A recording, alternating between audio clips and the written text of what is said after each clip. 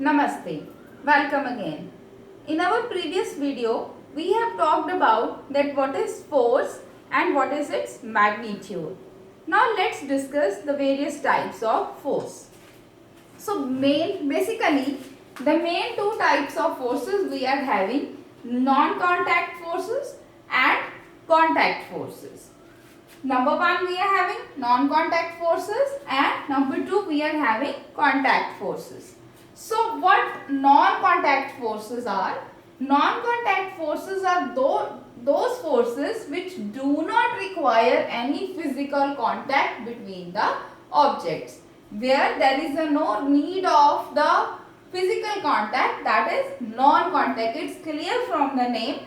Next is contact forces. Contact forces means which require physical contact between the objects for producing the force. They are called contact forces.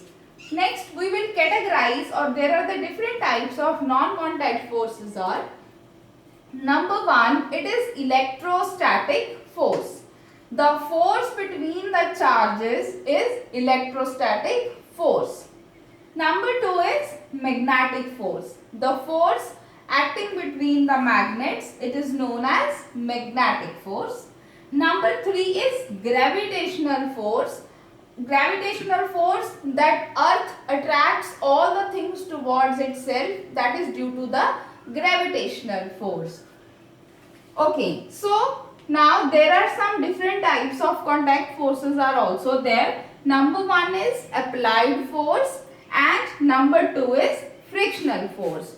Now let us discuss all these forces in detail.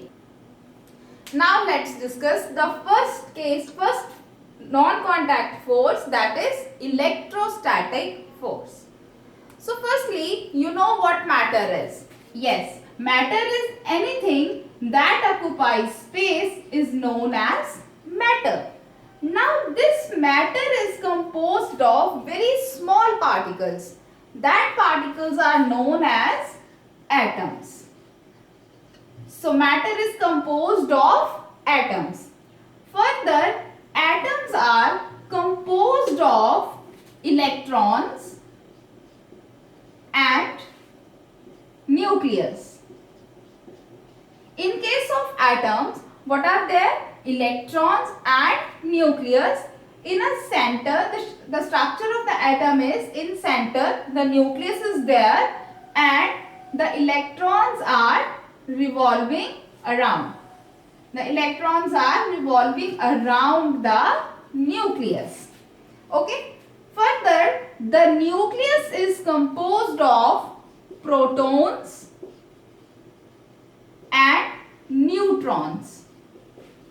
It is further composed of protons and neutrons. Electrons are negatively charged particles and protons are positively charged particle and neutrons have no charge. Okay. So now take two charges.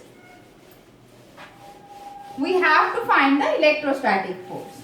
Now you know the types of charges are, there are two types of charges, means we are having positive type of charges and negative charges. If I consider two positive charges, I have considered two charges, the nature of two charges is positive. If the two like charges are there, there is always a repulsion. Positive charges, I have taken two positive, they are repelling each other. If I have taken two negative charges, it means they are also showing repulsion.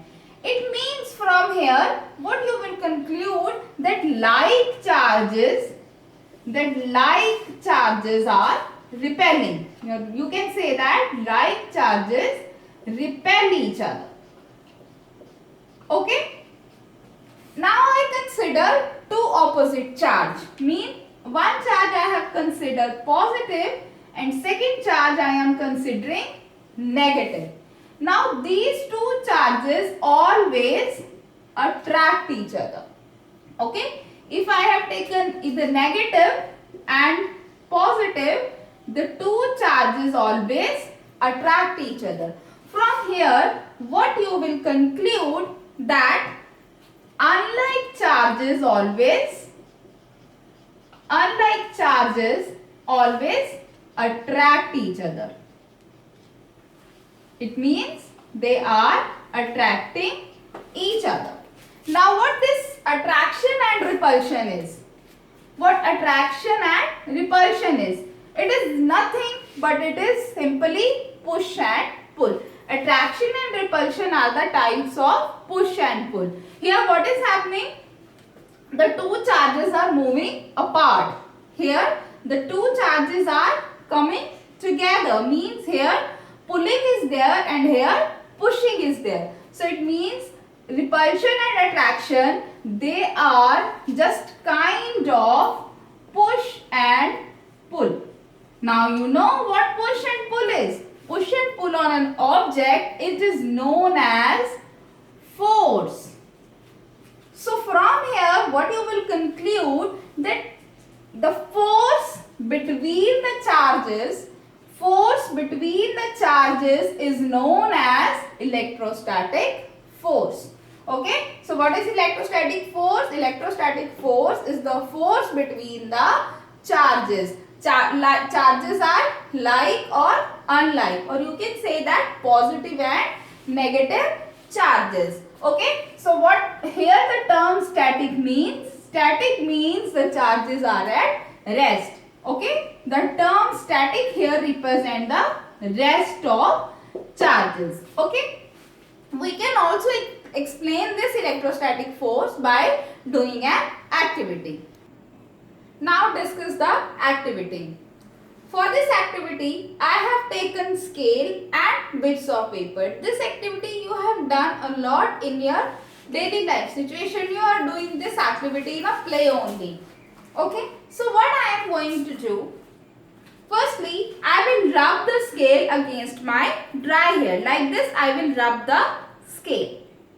And after that, secondly, what I will do? This rubbed scale, now I just place the rubbed scale near the bits of paper. So what you will observe? You will observe that these small bits of paper, they are being attracted by the scale. Now what happened here? While rubbing the plastic scale by your dry hair, it becomes electrostatically charged, or it is electrostatically charged. When it is electrostatically charged, it means some force is there. So that is why it is attracting the bits of paper. For this also, you can take balloon also. Okay, in our daily life you see this electrostatic force. Okay,